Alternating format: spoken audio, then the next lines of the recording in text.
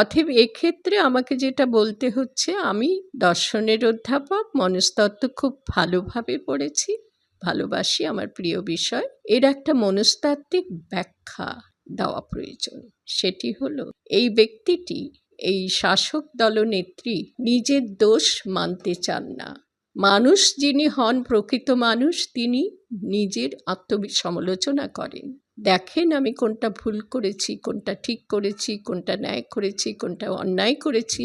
এই শাসক দলনেত্রী, তিনি একমাত্র শাসক দলনেত্রী, তার মানুষ পরিচয়টা বোধহয় তিনি ভুলে গেছেন, যার ফলে তিনি নিজের দোষ কখনোই মানেন না, নিজের কৃত অন্যায় কখনোই মানেন না। সর্বক্ষেত্রে তিনি নিজের দোষ বা অক্ষমতার দায় অন্যের উপরে চাপান। এটা তার স্বভাব দোষ, এটা তার মানসিক দুর্বলতা, মানসিক